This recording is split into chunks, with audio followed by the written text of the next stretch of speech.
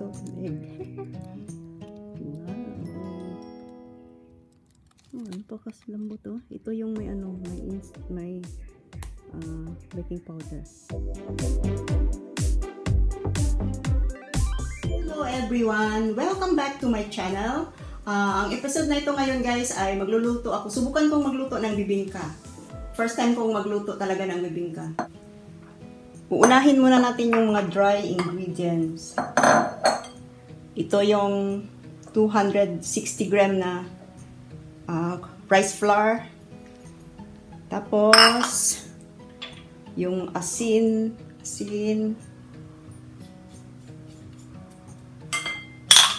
At saka yung asukal. Haluin lang muna natin. Yes. Yan.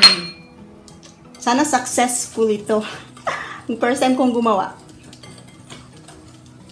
Sana masarap. Mamaya lalagyan ko ng salted egg at saka cheese. Ilalagay natin yung gata. Oh.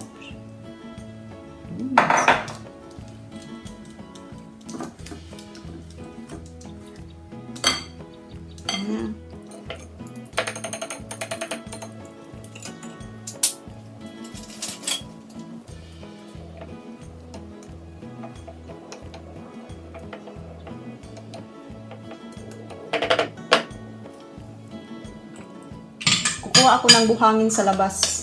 Kailangan ko lagyan ng buhangin yung clay pot. Tsaka para easy, hindi yun madaling masunog yung bibingka natin. So, steady lang yan siya. Yan na.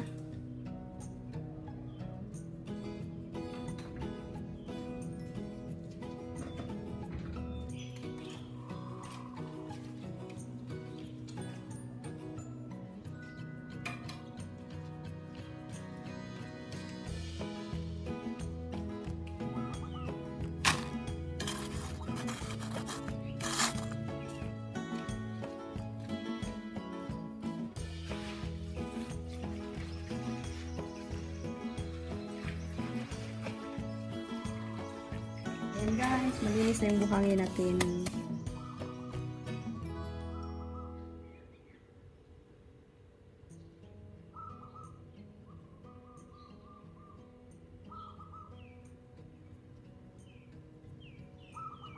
Luluto. Dito ako magluluto guys. Pinabili ko talaga ito kay Bossing para sa bibingka.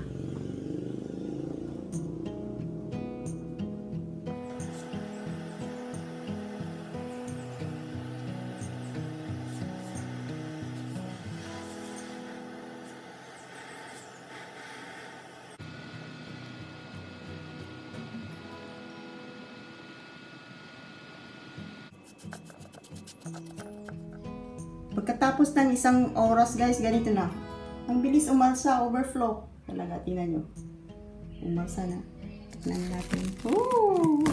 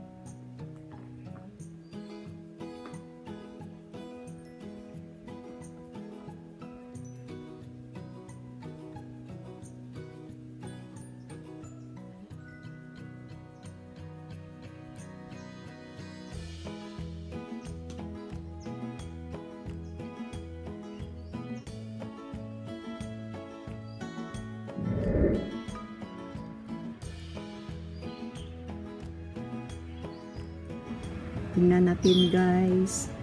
Pinakabahan ako. Success kaya? Tingnan natin. Tingnan ko daw. Oh. Oh, tingnan niyo guys. Yung bibingka ko. Ayan.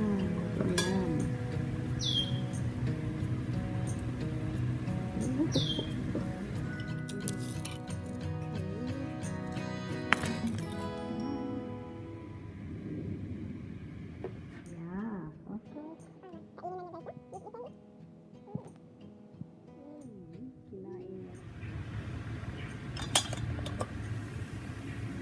Ayan. Ito guys, dinagdagan ko ng baking powder to. Kasi yung isa, yung walang baking powder, hindi masyadong umalsa. Ito, may baking powder. Nilagyan ko ng bale, isang kutsarita lang.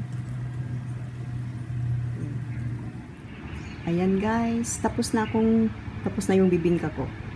Tingnan nyo guys yung yung walang instant, walang baking powder. Tingnan nyo. Anong nangyari? Tingnan nyo ang napakalaki ng niya, diferensya. Itong dalawang ito, may baking powder. Estimate ko lang na nilagyan ko ng bale isang kutsaritang baking powder. Tingnan nyo, ang ganda ng pagkaalsa niya. Kaya lang hindi siya masyadong lumiki. Ito.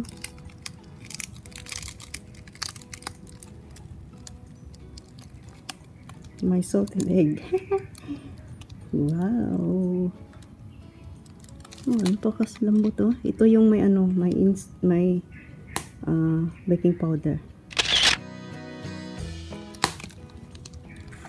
Actually, ang nagawa ko guys, 6.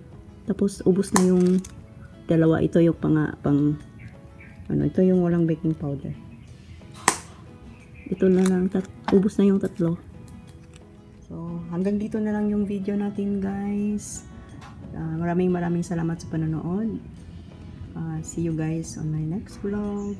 Take care everyone. God bless. Bye.